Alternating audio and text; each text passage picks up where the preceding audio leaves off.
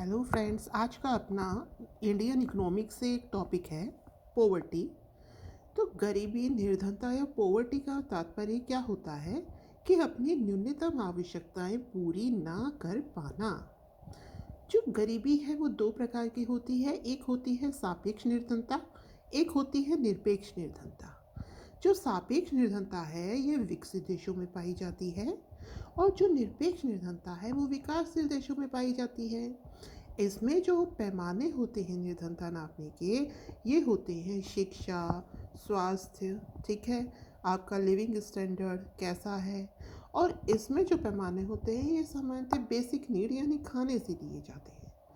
हमारे योजना आयोग द्वारा जो पैमाना दिया गया वो ये दिया गया कि ग्रामीण क्षेत्र में तो पर डे, प्रतिदिन 2400 कैलोरी और शहरी क्षेत्र में प्रति व्यक्ति कितनी, 2100 कैलोरी। ये न्यूनतम पैमाना दिया गया कि इससे ऊपर ही भोजन चाहिए, ठीक है, इतनी कैलोरीज चाहिए। इसमें नाम ही सापेक्ष निर्धनता है, तो इसमें क्या किया जाता है, तुलनात्मक अध्ययन किया जाता है। इसमें क्या किया जाता है, व्यक्तिगत अध्ययन, मतलब एक व्यक्ति निर्धन है या नहीं, भाई ये कितनी कैलोरीज ले रहा है। इसमें तुलनात्मक अध्ययन मतलब कि जो एक व्यक्ति है उसने कैसी शिक्षा प्राप्त कर रखी है, उसका लिविंग स्टैंडर्ड कैसा है। इसमें जो विधियां हैं वो है लॉरेंज विधि, गिन्नी गुणांक विधि। और हमारे यहाँ जो विधियां हैं ये विभिन्न समितियां डिसाइड करती हैं, जैसे कि योजना आयोग ने कैलोरी विधि डिसाइड करी। एक हमारी सैन समिति है, उससे भी यह डिफाइन होता है गरीबी का लेवल। लकड़वाला समिति, तेंदुलकर समिति, सब ने अपने अलग अलग पैमाने दिखे हैं। देखिए कुछ देश तो ऐसे भी हैं जिसमें कि ये देखा जाता है कि इनके मतलब उनमें उनके बेसिक नीड में गीज़र वगैरह सब कुछ, मतलब एक प्रॉपर मतलब वेल फर्निश्ड घर है कि नहीं, उनका वो भी पैमाना माना जाता है कुछ कंट्रीज़ में, ठीक है। बट हमारे यहाँ क्या है, हमारे यहाँ फूड मिनिमम कैलोरीज से डिफाइन किया जाता है। आगे चलते हैं। अब है निर्धनता मापने का सर्वप्रथम प्रयास किया था भाई दादा भाई नेहरू ने। किसने किया था, दादा भाई नेहरू ने।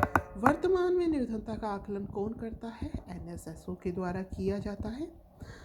अब इसी में ही देखिए, कोई भी टॉपिक आप पढ़ें तो आपके दिमाग में प्री और मेंस के क्वेश्चन साथ ही चलते रहने चाहिए कि इस पर प्री में क्वेश्चन कैसा बन सकता है, इसमें मेंस में क्वेश्चन कैसा बन सकता है। तो इस तरीके से क्वेश्चन चलते रहने चाहिए, ठीक है ना। तो अब आगे चलते हैं हम। अब है गरीबी का दुष्चक्र क्या होता है। देखिए गरीबी का दुष्चक्र ये है कि बेरोजगारी है, आय की कमी है, आय की कमी है तो उत्पादन की कमी हो गई, उत्पादन नहीं है तो खाद्यान्न की कमी हो गई, आय ही नहीं है तो उत्पादन की कमी हो गई, उत्पादन की कमी है तो खाद्यान्न की कमी हो गई, खाने को अनाज नहीं है तो कमज़ोर स्वास्थ्य है, तो कमज़ोर होने से क्या हुआ, कार्य क्षमता में कमी आएगी। कार्य क्षमता में कमी मतलब लाचार गरीबी कि हम कर ही नहीं सकते, तो इससे क्या होगा, रोजगार नहीं मिलेगा। रोजगार नहीं मिलेगा तो फिर बेरोजगारी, फिर आय की कमी, तो ये चक्र चलता रहता है। इसे कहते हैं गरीबी का दुष्चक्र। क्या कहते हैं इसे, गरीबी का दुष्चक्र। अब हमारे देश में स्वतंत्रता के बाद विभिन्न समितियां बनाई गई गरीबी को मापने के लिए। देखिए हमारा जो देश है ये अंग्रेज़ों के काल से ही गरीब था। पहले हमारे पास हम खुद के उद्योग थे, हम वस्त्र निर्माण करते थे। धीरे धीरे अंग्रेज़ों ने क्या किया, जो हमारा जो मार्केट था उसको फ्लॉप कर दिया और अपने देश में उन्होंने सूती वस्त्र मिलें वगैरह लगा ली और हमें किस लायक छोड़ दिया कि हम केवल उन्हें कच्चा माल प्रोवाइड कराएं। तो धीरे धीरे जो इंडिया के उद्योग धंधे थे वो बंद होते चले गए, है ना। तो जो गरीबी की शुरुआत थी उसी काल से ही शुरू हो चुकी थी। तो स्वतंत्रता के बाद में बहुत प्रयास किए गए, जो संपत्ति थी उसका भी लेवल डिसाइड किया गया, जिसके पास ज़रूरत से भूमि थी उसको भी डिस्ट्रीब्यूट कर दिया गया, अलग अलग कानून बनाए गए। तो उसी के तहत हम देखते हैं कि कुछ समितियां बनाई गई जो गरीबी का लेवल डिसाइड करती थी। उसके तहत सबसे पहले योजना आयोग कार्य समूह बनाया गया। उसके बाद में वीएम दांडेकर एंड रथ समिति बनाई गई। उसके बाद में अलग समिति बनाई गई। ये जो पैमाना है ना 2400 कैलोरी, और ये इसी समिति का है, ठीक है। फिर बाद में अपनी समिति आई लकड़ावाला समिति, फिर तेंदुलकर समिति आई। इसका भी तेंदुलकर समिति गरीबी से रिलेटेड है, गरीबी का पैमाना डिसाइड करती है। इन्होंने ये कहा, ये भी बहुत फेमस समिति रही है, इन्होंने ये कहा कि ग्रामीण लेवल पर प्रतिदिन कितना 816 रुपये, नहीं प्रतिदिन नहीं, पर मंथ का है, और शहरी क्षेत्र में 1000 रुपये। ये लेवल डिसाइड किया कि इतना मिनिमम है, इससे कम जाते ही गरीबी की श्रेणी में आ जाएंगे। और थी रंगराजन समिति। तो एक बार ये समितियाँ देख लीजिए, क्वेश्चन ऐसे भी आ सकता है, समिति का नाम दे दिया, प्री का क्वेश्चन, और ऑप्शन दे दिए कि किससे संबंधित है। तो लकड़ावाला, तेंदुलकर, रंगराजन, उसके अलावा आपकी अलग समिति, वीएम दांडेकर और एन रथ समिति, योजना आयोग तो है ही। तो दांडेकर दंड दिया गया, और जो निर्धन होगा उसको रथ तो मिलेगा ही नहीं, तो दांडेकर और रथ, ठीक है। अलग समिति, लकड़ावाला, तेंदुलकर, रंगराजन, ये तो आपको पता ही है। अब मैंने देखिए ये पॉइंट्स में अलग अलग हर चीज़ डिफाइन करी है। गरीबी के कारण क्या हैं, इसके उपाय क्या हैं, इसके दुष्परिणाम क्या हैं। तो अगर हमें इसकी हेडिंग्स पता होंगी तो हम इसको आगे लिख सकते हैं, 2-2, 3-3 लाइनें आराम से लिख सकते हैं।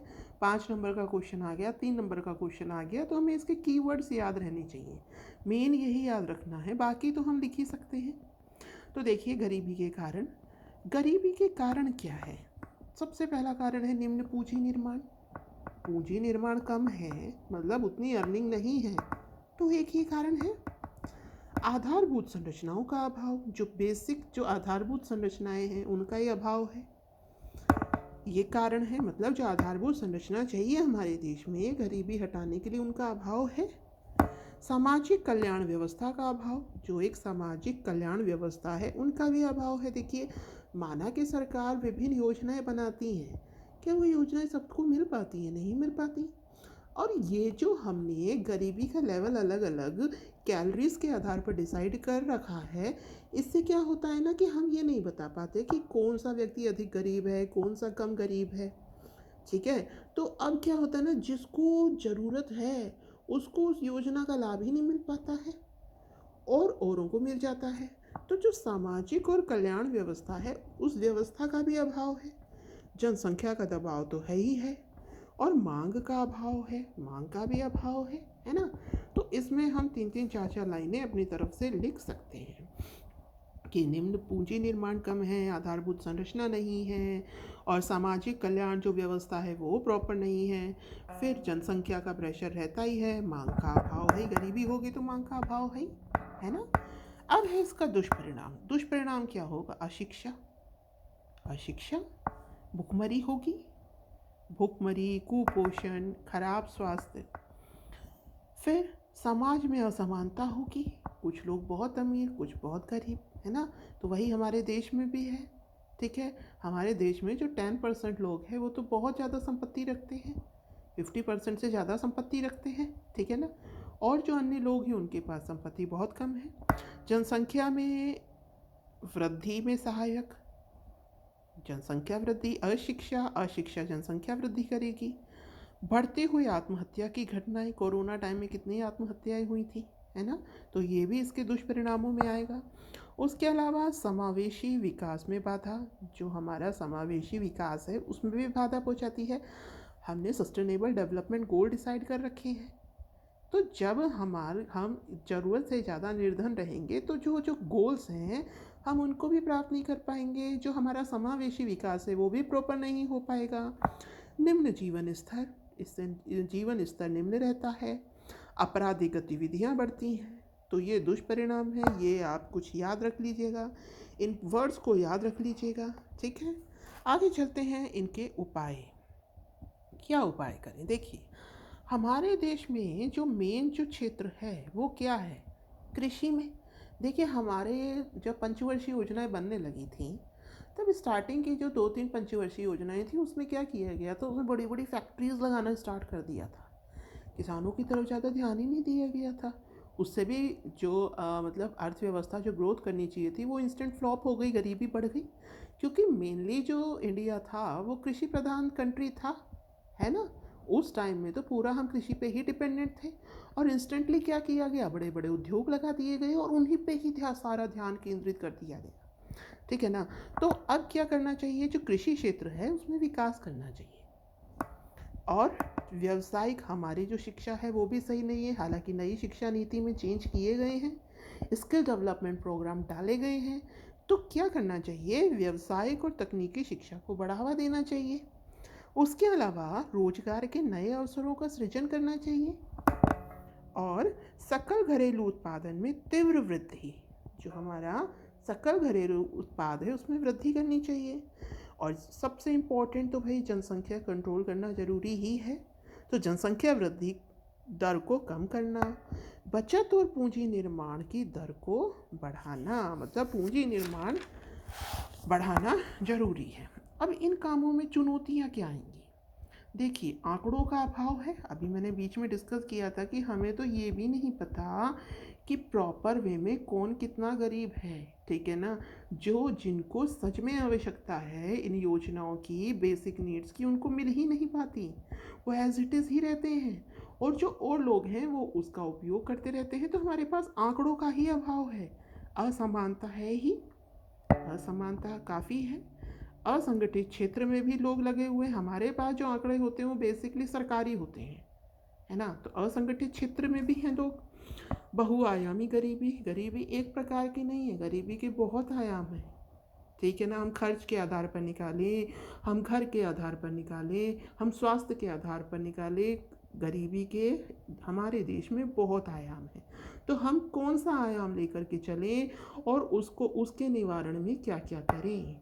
तो बहुआयामी गरीबी है, आंकड़ों का अभाव है, असमानता है ही, असंगठित क्षेत्र भी है।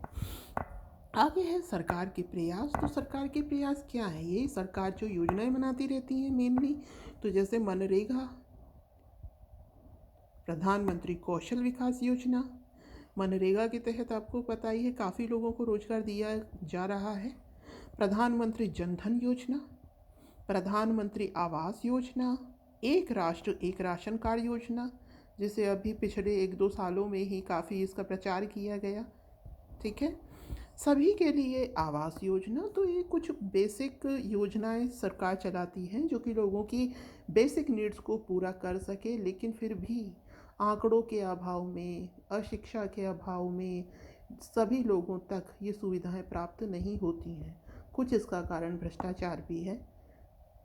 तो आपको ये टॉपिक समझ में आया होगा। मेंस का क्वेश्चन ऐसे ही बन सकता है कि गरीबी के कारण बताइए, इसके दुष्परिणाम बताइए और इसके निवारण में क्या क्या चुनौतियां हैं। तो उसके लिए आपको ये पॉइंट्स याद रखने पड़ेंगे, 1-2 बार लिख करके देखिएगा खुद से। और ये पॉइंट्स अगर आपको याद होंगे तो आप आगे के भी वर्ड्स, क्योंकि मेन टॉप ये होता है कि हम लिखें किस पर। आप पढ़ लीजिए एक चैप्टर, है ना। फिर जब आप लिखने बैठेंगे तो आप समझ में नहीं आएगा, आप 1-2 पॉइंट ही याद करेंगे। तो बेटर है ऐसे जो पॉइंट्स हैं वो बना लिया कीजिए और उन पॉइंट्स को दोहराया कीजिए। पॉइंट्स को दोहराएंगे तो फिर आप पैराग्राफ अंदर थोड़ा लिख सकते हैं, 1-2 लाइनें। तो 5 मार्क्स का जो क्वेश्चन है वो बन जाएगा। और थोड़ा अलग अलग उसमें वे में लिखने की कोशिश किया कीजिए। So thank you, have a nice day.